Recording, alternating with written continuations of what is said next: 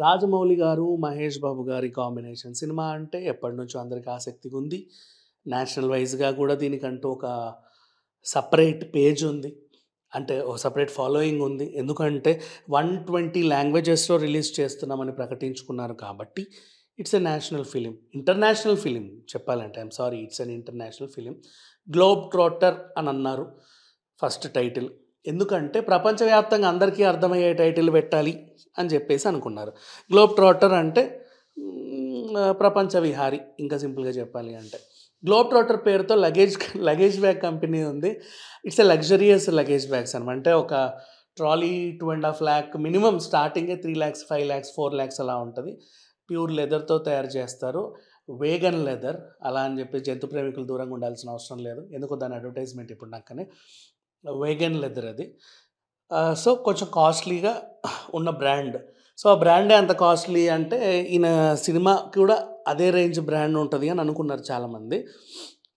కాకపోతే రాజమౌళి గారు 'వారణాసి' అనే టైటిల్ పెడదాం అనుకుంటున్నారు అని చెప్పి ఒక ప్రకటన బయటికొచ్చింది.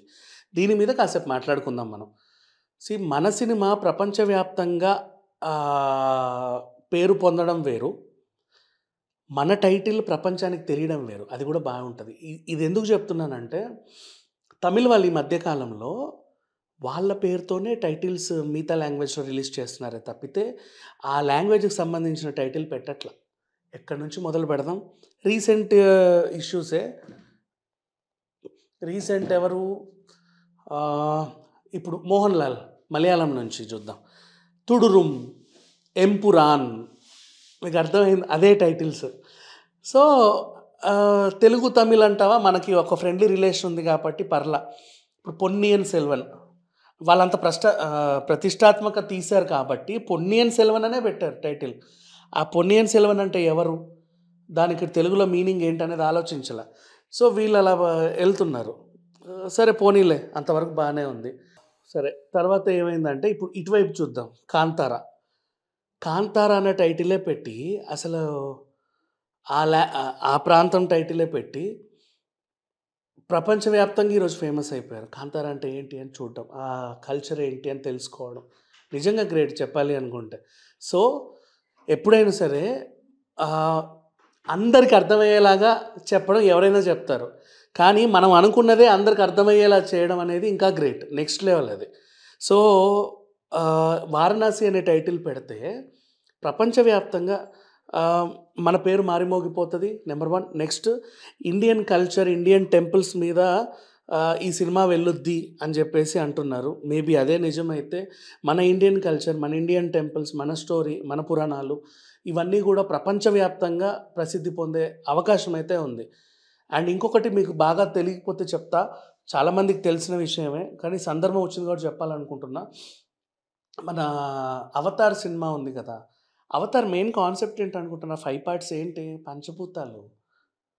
ఎక్కడో ఉన్న హాలీవుడ్ మనిషి పంచభూతాలని అసలు ప్రపంచవ్యాప్తంగా క్రిస్టియన్ కల్చరే ఉంది మీరు నమ్మితే. మోస్ట్‌లీ హారర్ మూవీస్ భయపెట్టే సినిమాలన్నీ కూడా సందర్భం వచ్చింది కాబట్టి చెప్తున్నా. అదేంటంటే క్రైస్తవాన్ని లైక్ యూ నో ప్రచారం చేసే సినిమాల్లానే ఉంటాయి. అంటే లాస్ట్ వరకు భయపెడతాయి. బాగా భయపెట్టిన తర్వాత లాస్ట్‌లో సిలువ చూపించడమో, లేకపోతే జీసస్ బ్లడ్ కారణంగానో ఆ దెయ్యం పారిపోవడం చూస్తాం. ప్రతి హారర్ మూవీ ఇంతే. Maximum most of the horror movies. So, లాస్ట్‌కి అలా ఉంటాయి మోస్ట్‌లీ. మనం చాలా చూసాం. అట్లా ప్రపంచవ్యాప్తంగా భయపెట్టాలన్నా, దైవత్వం పొందాలన్నా, ఇంకేమైనా చేయాలన్నా సరే మోస్ట్‌లీ క్రిస్టియానిటీయే ఉంది. అలాంటిది మన ఇండియన్ టైటిల్ పెట్టి ప్రపంచవ్యాప్తంగా అందరిని మెప్పించాలనుకోవడం చాలా గ్రేట్ చెప్పాలి అనుకుంటే. సో, ఆ రకంగా చూసుకుంటే రాజమౌళి గారి సినిమా ఎక్కడికో ఎళ్ళిపోతది. అండ్ ఈవెన్ 'అవతార్' గురించి మాట్లాడుతున్నాం కాబట్టి, ఆ డైరెక్టర్ కూడా క్రిస్టియనే.